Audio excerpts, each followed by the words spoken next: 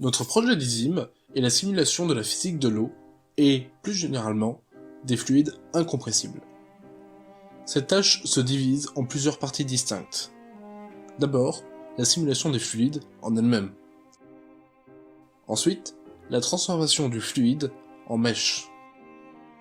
Enfin, l'affichage de la scène via un algorithme de rendu. Pour calculer la physique des fluides, nous avons décidé d'implémenter SPH ou Smoothed Particle Hydrodynamics. Cet algorithme fait calculer les différents états du fluide en tentant de résoudre les équations incompressibles de Navier-Stokes, qui elles-mêmes décrivent justement le comportement d'un fluide dit incompressible.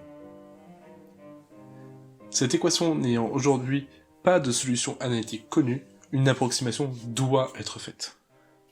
Pour cela, SPH discrétise le fluide en un nombre donné de particules. Chaque itération de l'algorithme va alors calculer pour chaque particule une solution approximée de l'équation, en trouvant une nouvelle vitesse et donc une nouvelle position. La principale composante de SPH est le calcul des forces de pression. Pour cela, nous avons implémenté une méthode proposée par Bender en 2016, Divergence-Free SPH. Elle a notamment l'intérêt d'être plus stable que d'autres méthodes, ce qui permet d'accélérer la simulation. Pour compléter cette force de pression, nous calculons plusieurs autres forces liées au fluide. Nous avons notamment implémenté les forces de viscosité pour les fluides peu visqueux comme l'eau. Cette méthode étant très instable, pour les fluides hautement visqueux, nous avons implémenté une méthode proposée par Weyler en 2018 qui résout ce problème. Nous avons implémenté les forces de traînée qui permettent de simuler les interactions entre l'air et le fluide de manière optimisée. Plusieurs millions de particules d'air devraient être simulées autrement. Nous avons implémenté les forces de tension superficielle ainsi que d'adhésion. Nous avons implémenté les forces de vorticité qui permettent de reproduire les turbulences du fluide dans certaines conditions. Afin d'augmenter les capacités de notre outil, nous avons implémenté les travaux récents de Peer publiés en 2018 qui permettent de simuler la force d'élasticité et donc les solides déformables. Nous avons aussi implémenté la force de gravité, importante pour les simulations physiques. Enfin, nous avons ajouté la gestion de l'interface entre plusieurs fluides ayant des propriétés différentes, ainsi que l'interaction entre ceux-ci. Une partie très importante du projet est la gestion des solides. En effet, ceux-ci sont nécessaires. Sans sol, l'eau tomberait simplement à l'infini. Nous avons néanmoins décidé d'implémenter la gestion d'objets plus complexes, c'est-à-dire des mèches, afin d'avoir de meilleurs rendus. Pour cela, nous avons implémenté une méthode proposée par Jan Bender en 2019.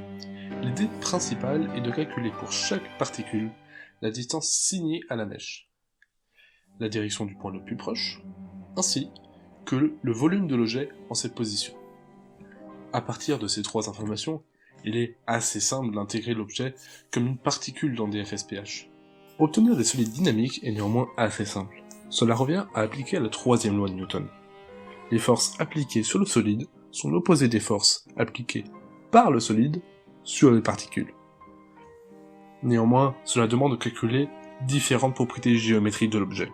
Sa masse, son centre de masse, ainsi que son tenseur d'inertie. Une autre partie importante du simulateur est la gestion des animations. Pour cela, nous avons implémenté un système configurable permettant de déplacer différents types d'objets en jouant sur leur position, leur rotation ou leur vélocité, grâce à des mouvements linéaires et des courbes de Bézier. Ainsi, notre système peut notamment avoir des mouvements complexes de caméra, des forces de vent changeant au cours de la simulation, des solides animés permettant par exemple d'avoir des moteurs, des émetteurs de fluides animés. Pour améliorer le rendu final du fluide, nous avons implémenté une méthode proposée par Emzen en 2012 qui permet la simulation et l'affichage des bulles, de l'écume et du spray. Elle a l'avantage d'être un post-processing de SPH. Malheureusement, la méthode est complexe à manipuler, car elle possède beaucoup d'hyperparamètres. Nous n'avons donc pu terminer que l'affichage des bulles pour cette présentation.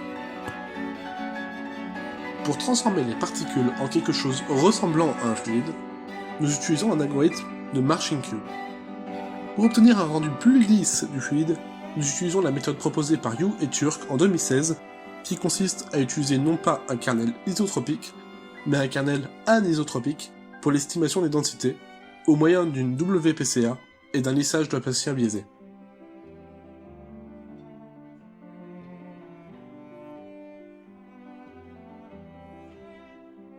Le Marching-Cube nous permet d'obtenir une mèche, néanmoins, il faut ensuite afficher la scène au moyen d'un algorithme de rendu réaliste.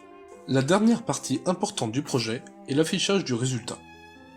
Pour cela, nous avons implémenté une méthode de rendu photoréaliste, à savoir un ray tracer. Nous nous sommes principalement concentrés sur l'implémentation des phénomènes liés à la transparence, tels que la réfraction, la loi de Fresnel, la loi de Beer, ainsi que la gestion de l'interface entre deux matériaux transparents. Nous avons aussi implémenté la gestion des ombres et de l'anti-aliasing.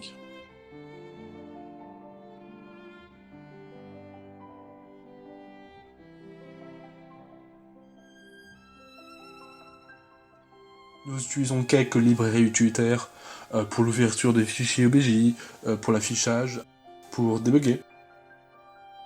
Pour nos algorithmes, nous n'utilisons qu'une librairie d'algèbre linéaire, NAlgebra.